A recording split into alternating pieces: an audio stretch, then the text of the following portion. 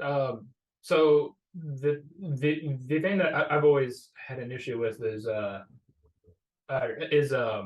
well, just because most private lenders, they do up to, like, was it 75% or so, up to Generally, yeah. like If you 90. find someone who's, your best friend, or they like you a whole lot, they might just say, yeah, sure, I trust you inherently. But 75% is market, yeah. Yeah, so with that 75%, like that's where that last 25% that we're trying to rebuild back up, because we kind of did sink way more money than we expected to into this Mhm. first property. Now, when I say 75%, I mean 75% of ARV, so the future value of the property.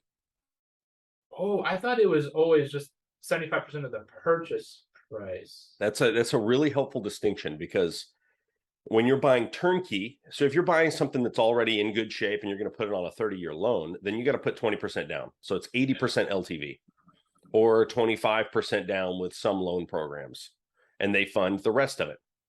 Now that's put on a 30-year loan, right? So you're setting it and forget it. This is ideal for property that's already in good shape. You don't really have to fix up. Maybe you put some lipstick on it, but you're not going to refinance it.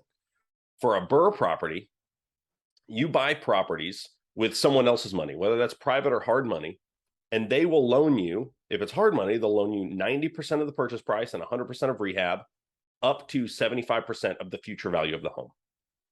All right. So if you're buying a $40,000 house and putting $30,000 of rehab into it, you've got to show up with 10% of the purchase price. So you got to show up with $4,000, and then they fund everything else.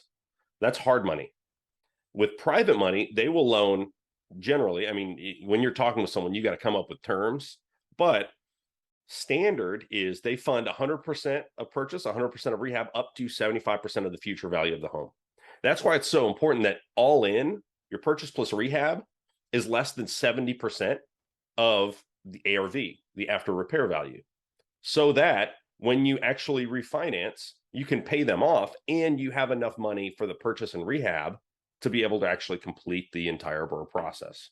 So that's why it's so valuable. So that might help you as far as, some misconceptions about private money and what they will and won't lend.